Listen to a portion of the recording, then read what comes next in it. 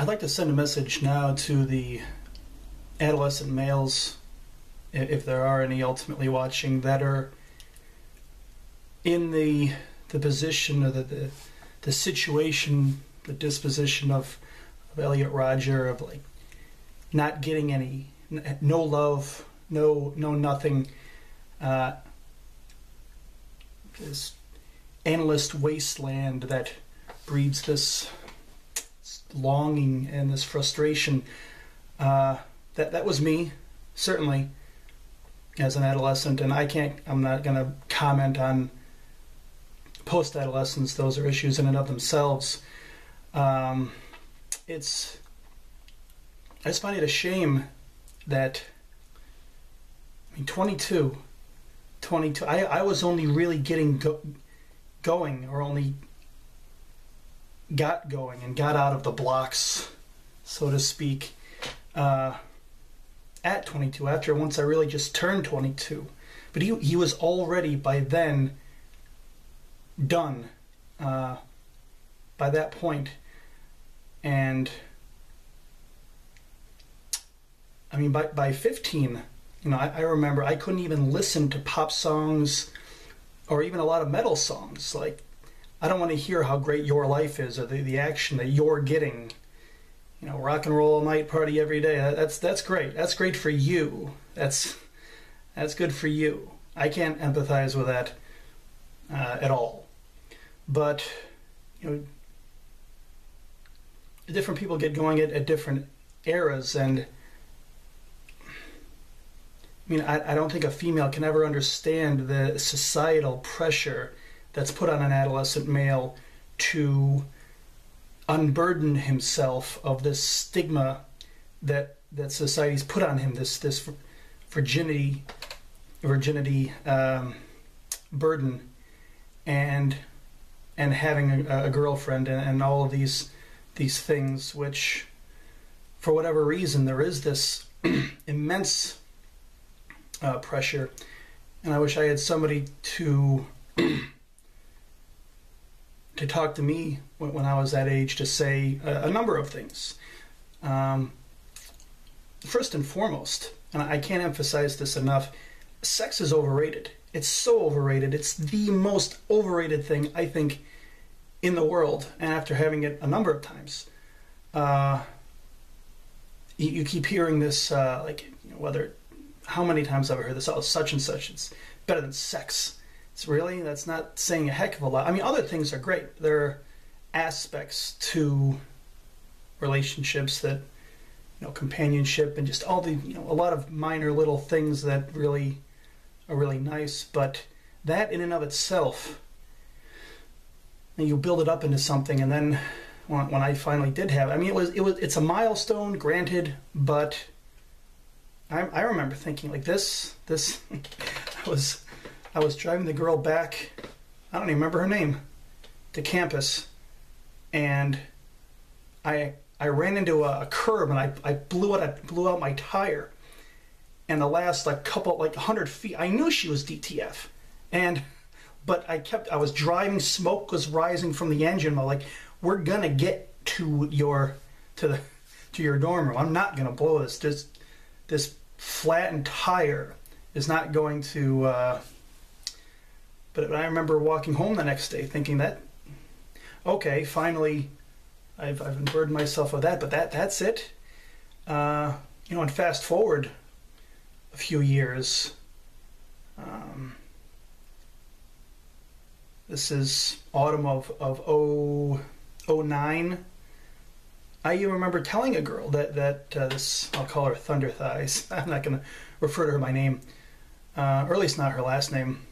And this Fräulein, I remember saying, and I meant it when I said it, when I told her, sex is overrated. That's not why I'm with you. That's not my primary objective in being with you. The dodo head, that's I'll get to her in another time. Tanya. Her I'll mention by name. She was very, if there was anybody that was important, it was her. The one time that I I mean, it felt like a marathon. We got back from Milan, and it was Sunday afternoon, had plenty of time, so I'm not going to go into the graphic details, but I was going and going, and I remember the main thing I was thinking was, when is this going to be over? This isn't really pleasurable. This is like a marathon. There's so many things that are more erotic than this. And, you know, it's all fun and games until someone gets pregnant. And I compare that to if you've seen the Behind the Music with Megadeth, where they're talking about heroin, and the bass player says, once you go to rehab, you can't really enjoy heroin anymore, drugs, or whatever he was on. You've already admitted you've messed up. You've already admitted you lost control. You can't really bareback anymore after you've gotten a girl pregnant. It's like you've made a you're aware. You're aware that this can happen, and if you have to use a condom, that's not even sex anyway. So I just swore it off. It's not that I had a ton of opportunities anyway, and I had no problem swearing it off. But those are a couple of points that I wanted to make. That in and of itself is terribly overrated. Now, beyond that, they look more fun than they feel, as far as any body part. But as far as wanting to date, I think I'll conclude and I'll wrap up on this. As far as wanting to date a beautiful girl or this hot blonde, he kept talking about all these hot blondes. I dated one time, and that was all that I needed as far as the experience to the baggage the baggage that they come with. I'll talk about this. This tall. It was Halloween, and I met her at the sports bar, and everyone was. I mean, I found out she was Russian. This tall, hottest girl in the bar, 5'11", blonde. Elizabeth. Her last name was Vagina, with a Z in front of it. How am I going to forget that? But I'll call her out because she ended up being a cunt. And I'm calling everybody out. I told her my favorite novel was Master and Margarita, and she was like, "Oh, that's my favorite novel." It's the instant in, because that was her favorite novel too. She was really fun that evening.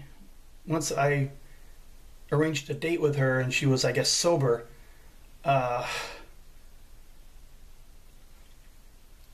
went to pick her up, and she walks down to the parking lot, and there's some dude just escorting her, walking with her. I'm like, "Who are you?"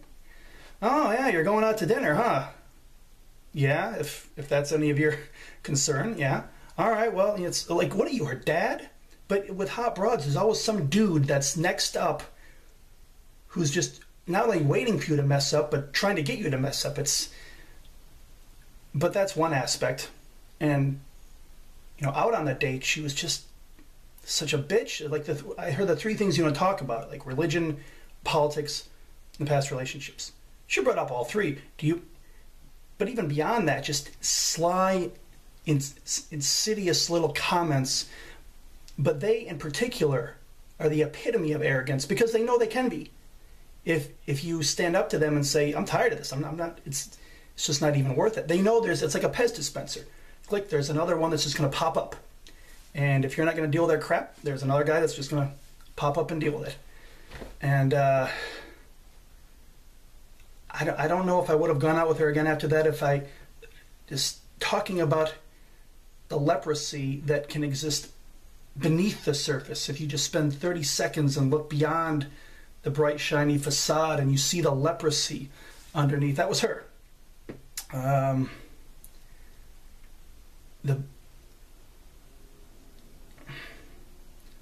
So that's my insight on that on that particular desire to want to have that. After that, I just started looking at well, anyway, hopefully that helped somewhat, but well, that's all for now.